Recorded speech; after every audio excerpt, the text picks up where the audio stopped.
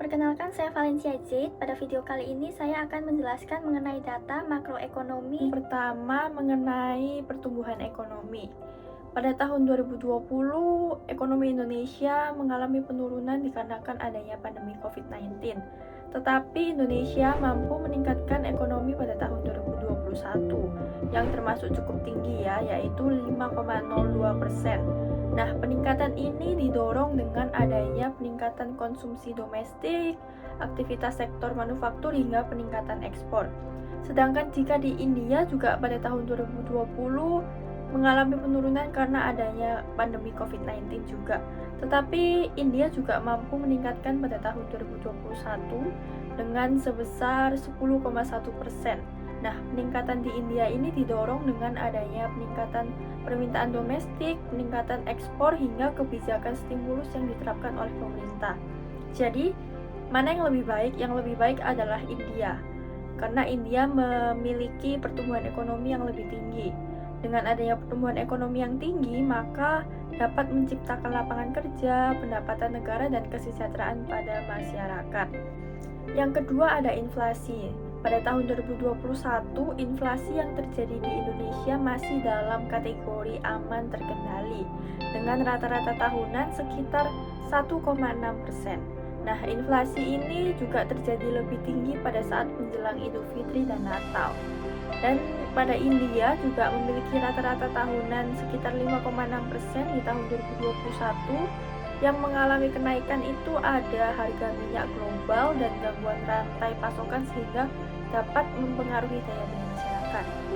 Dan di inflasi ini Indonesia menjadi lebih baik karena tingkat inflasinya lebih rendah yaitu 1,6%.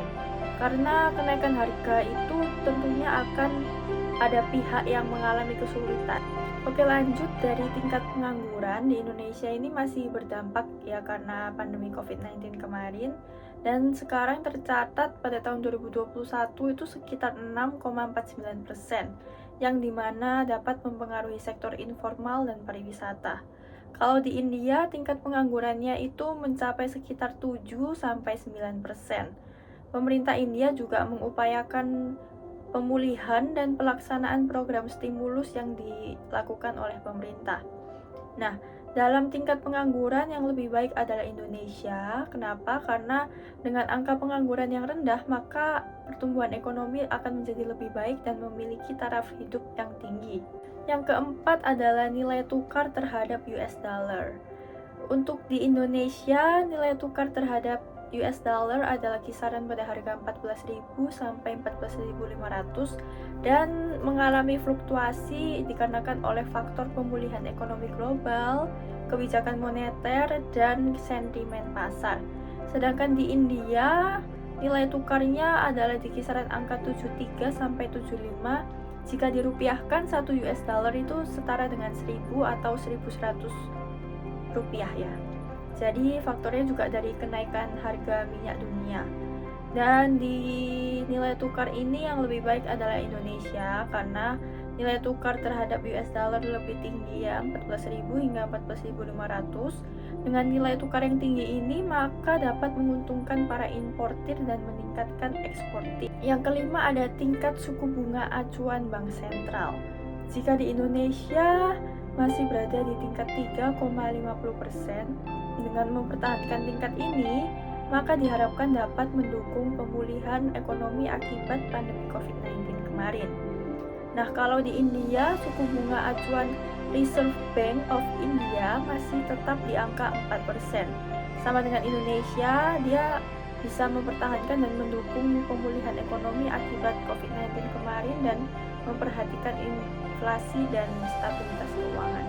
Dan di kali ini India lebih baik karena suku bunga acuan tinggi, maka dapat menarik para investor dan sehingga dapat meningkatkan permintaan juga. Di neraca perdagangan di Indonesia total ekspornya itu ada 231,5 miliar US dollar, sedangkan impornya itu 207,7 miliar US dollar.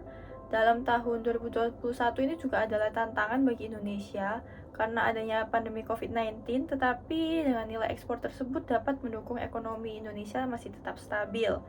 Dan kalau di India, ekspornya itu mencapai 400 miliar US dollar, yaitu dipengaruhi oleh minyak dan gas, dan juga bahan baku dan konsumsi. Nah, sedangkan total impor India itu di angka 600 miliar US dollar.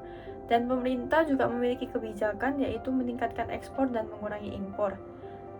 India menjadi lebih baik karena tingkat ekspor lebih tinggi, sehingga dapat menaikkan pertumbuhan ekonomi. Oke, yang terakhir ada indeks kepercayaan konsumen. Nah, jika di Indonesia mengalami pemulihan hingga 100 hingga 120%, ya, kenaikan ini tuh didukung oleh beberapa program seperti vaksinasi, melonjaknya sektor usaha, dan pengeluaran konsumen yang lebih meningkat. Sedangkan jika di India, itu juga menunjukkan pemulihan ekonomi setelah pandemi COVID-19 melanda ya, dan para konsumen juga yakin terhadap peningkatan pengeluaran dan pendapatan. Di sektor ini Indonesia lebih baik karena dengan meningkatnya kepercayaan konsumen maka dapat mendorong pertumbuhan ekonomi negara. Sekian video kali ini, mohon maaf jika ada salah kata dan terima kasih.